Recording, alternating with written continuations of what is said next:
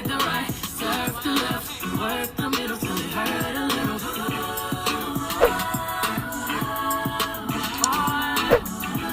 Hey guys, it's me, Myasha Page. If you're new here, welcome to my channel. For this video, I am going to be talking to you guys about my manifestation history and everything when it came to manifesting. I don't know where to start because I manifested so much stuff. It's like really crazy. Okay, honestly, we're gonna start by the job. Okay, so I used to work at Goodwill through a staffing company. So basically, I really didn't work for Goodwill. I worked for the staffing company because the staffing company is what paid me. So me and my fiance, we worked together at Goodwill. You know, I used to have videos. I might have a video. I think if I have a video, I'll put a clip in. But we used to work together. And then we ended up getting a different job because it was temporary. So when that time was up, I didn't have a job. He didn't have a job. We were both jobless. So I started praying to God, and I just started praying to him about a job. So I started going online, doing a bunch of research on different jobs, hiring around me, and something told me to apply at Home Depot. So I ended up applying at Home Depot. I went to the interview, then boom, they said, "We like you so much, we're gonna have another interview for you, and then we can get your start date." So basically, the time I came for another interview, I didn't really even have to do another interview. It was just me going into the room and doing my little tests, like my long tests, and watching these videos. But honestly, I could have started working that day, but I got paid for the video I was watching. But I could have started working that day, but I was like, you know, I was freezing in that room they had me in. I did not want to be here. So I ended up going home and I started working the next day. So really, I just started really praying to God and talking to God about what I really wanted. And then that's when he came to me and he was like, kaboom, Home Depot. So I started working for Home Depot for about, I'll say 2 months. It wasn't long. Y'all, I'm a job hopper. So I hop from job to job. I know that's not good, but it's like, if it's not something I want, I don't want to stay there. I'm only there for a temporary amount of time. So then I decided to put my license plate on the wall. And I started praying to God about a car. But I wasn't getting paid a lot. Like at Home Depot, you know, I was getting paid, I'll say like 400 every other week because it wasn't a weekly job. So I was seeing like 400 every other week. But then I remember one of the managers, he came up to me, he said, "If you ever want to stay longer, feel free to talk to me and I will get you on the clock." Because I was the greeter, I was the door greeter, so I was greeting everybody saying, "Good morning, good afternoon, good evening," you know, I was that. And honestly, like I could say a lot of people liked me because every time somebody came in and I'd be like, "Good morning," they'd be like, "Good morning," or, you know, some people would be disrespectful and just walk right by like they didn't hear me. But you know, I was used to that. But I was standing by the sanitized area, so I would be like, "Hand sanitizer," you know, like, "You want some hand sanitizer?" Like on the way out or on the way in, I would give people like masks because we had a rule around that time where you didn't really have to. Like he told me that my job was to tell people to wear a mask, but if they don't want to, they don't have to. So me knowing myself, I was like, mask. And, you know, if they would look at me weird, I'd be like, "You don't," honestly, I should have got fired, but I ended up quitting. So it was like, I would hand them the box of masks. I'd be like, "Mask," you know, and then some of them would have a conversation with me saying how stupid it is. And I'll be like, "You don't really have to wear it. It's just, I'm supposed to say this. So you could take the mask and walk around with it. But if they actually come to you and tell you to put it on, you know, you got a mask." Or you can just show them the mask, you know, you don't have to wear it. Because some people just can't wear masks due to like their medical history. They just can't wear a mask. So I'm not gonna just be like, "You don't have to wear a mask." I'm gonna say, if they ask me if they have to wear it, I'm gonna be like, "No, just have it in your hand." So just in case somebody says something, you know, boom, you got a mask. I was also in charge of cleaning the carts, which it wasn't a bad job. Like I would go back to that because I'm pregnant right now, so I would go back. But honestly, it wasn't a bad job. I was getting my hours. But I only started getting to my hours when he came to me saying, "If you want to, you can stay in your clock." So I was like, definitely. So I started just putting in hours whenever it was time for me to go. I would stay like an hour or two just to get more hours in, and then boom, when that next check hit, I knew that was the day I was gonna get a car. But honestly, when I got a car, it was unexpected because my oldest sister said that she knows somebody at a dealership that could help me. So I was like, okay, bet. So me and my mom decided to go to this. This is before I even had the money. You know, I got paid on Friday and we went on Thursday. She said, and I only had $100 in my bank account at this day. I only had $100 because I knew I was gonna see a big check on Friday. So my goal was to go there Friday, but we ended up going there early. So we went on Thursday, and I saw this car, man. It was a Volkswagen Passat 2010. I fell in love with it. You know, had everything I wanted. Everything I wanted in a car. I wanted leather seats. I wanted a sunroof. It had Bluetooth. I was just, you know. And when I sat in the seat, it's something about Volkswagens that is like whenever you sit in their seat, you just feel like a queen or a king. That's how I felt. I felt like a queen. I felt like I was royalty. That was my baby, I tell you. That was my baby. The windows was tinted too, so I didn't have to worry about getting the windows done because it was already done.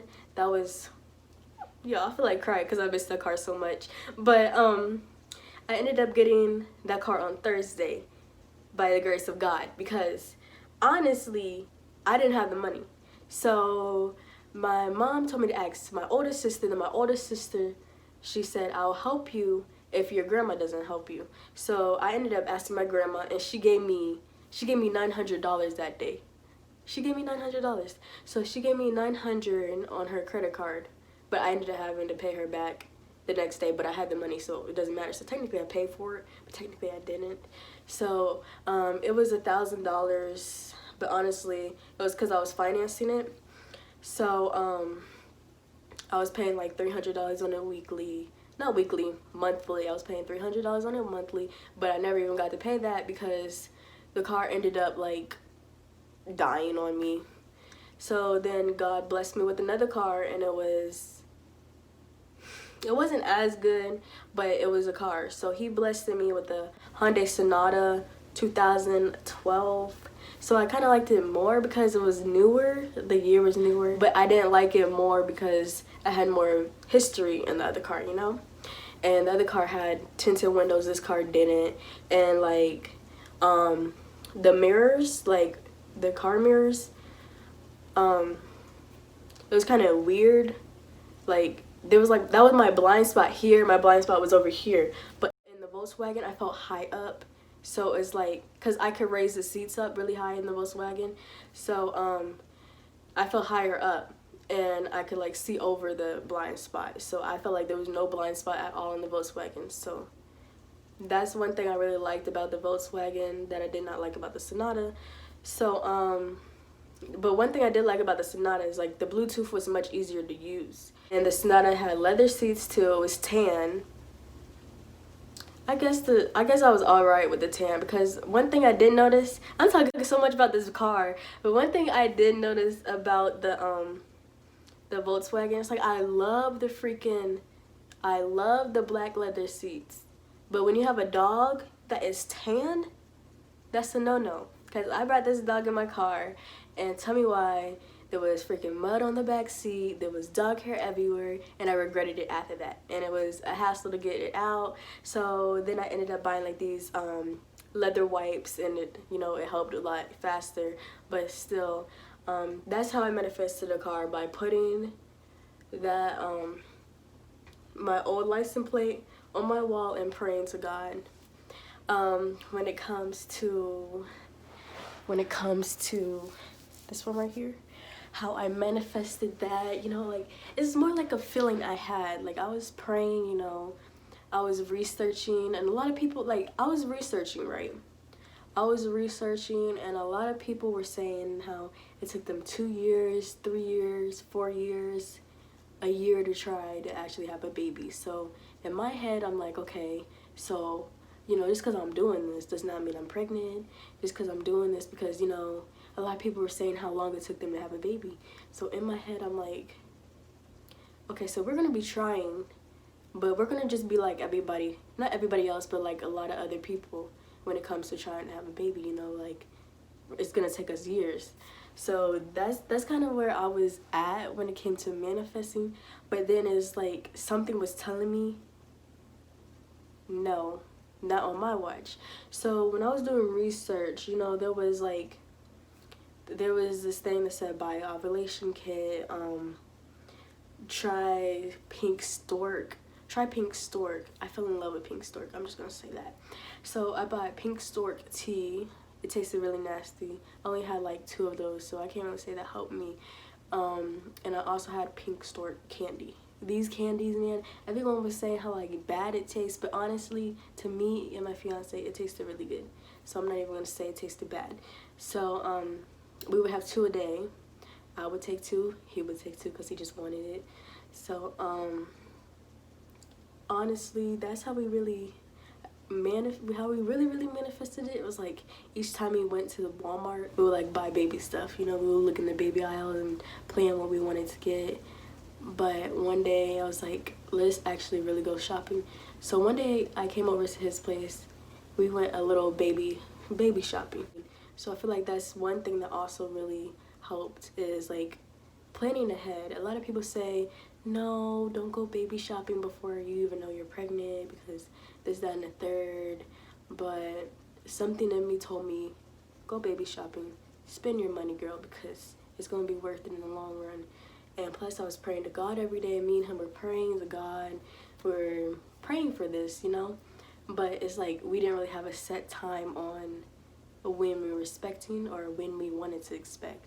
So it just all happened quickly. It happened faster than we really expected. But of course, we're freaking proud and we're excited and we're happy about it all. But that is how we manifested our baby.